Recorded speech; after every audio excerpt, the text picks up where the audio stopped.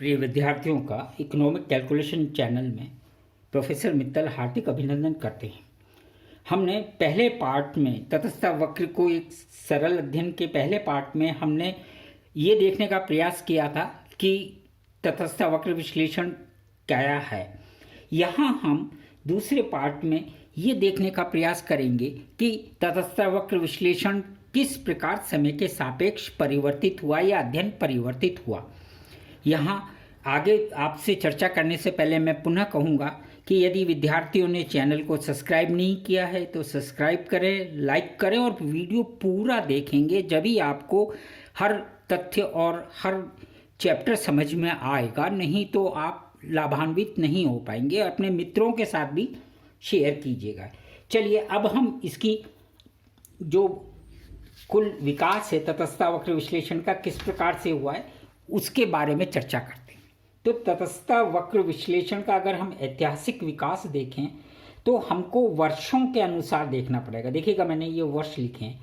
क्या है कि कभी कभी एग्जामिनेशन में मल्टीपल चॉइस क्वेश्चंस के अंदर एक क्रम दे दिया जाता है कि तटस्थता वक्र विश्लेषण की विकास का क्रम निम्नलिखित है, तो आपको वो ईयर्स दे रखे होंगे, तो आपको इस बात का ध्यान रखना है कि वो किस तरह से आपको व्यवस्थित करने हैं।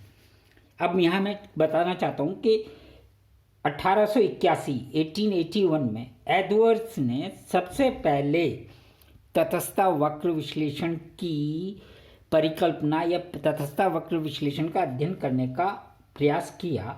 और क्या किया?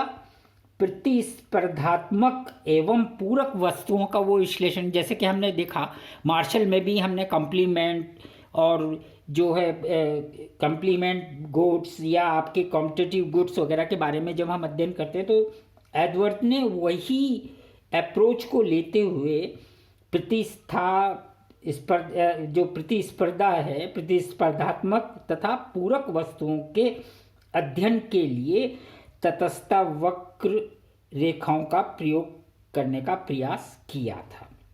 उसके बाद में 1892 में इरविन फिशर ने अपने अध्ययन में इसको मूर्त रूप से ग्रहण कर लिया। यानी कि प्रोफेसर इरविन फिशर ने जो भी अपनी स्टडीज़ कंज्यूमर बिहेवियर से रिलेटेड की, उनमें उन्होंने एडवर्ड्स के कॉन्सेप्ट को यूं की यूं या कहिएगा एडवर्ड की जो व्याख्याएं थी उन्हीं व्याख्याओं को अपने अध्ययन में सम्मिलित किया था।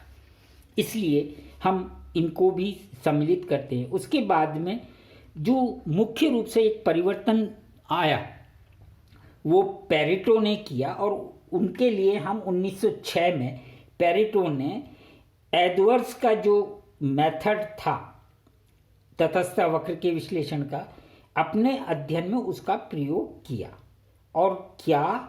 उपयोगिता की अमापनीयता पर अध्ययन केंद्रित किया था। यानी कि हम कार्डिनल में तो मुद्रा के रूप में उपयोगिता को माप सकते हैं, किंतु पेरेटो ने सबसे पहले सिस्टमैटिक वे में एडवर्ड और इरविन इनकी जो थ्योरी थी उस थ्योरी को पेरेटो ने और एक्सप्लेन करने की कोशिश किया। क्योंकि आपका जब मैं इकोनॉमिक थॉट का आपके साथ लेक्चर लूँगा तो तटस्थता वक्र का इकोनॉमिक थॉट का पूरा किस तरह से डेवलप हुआ वो उसमें आपको विस्तृत जानकारी मैं दे पाऊँगा।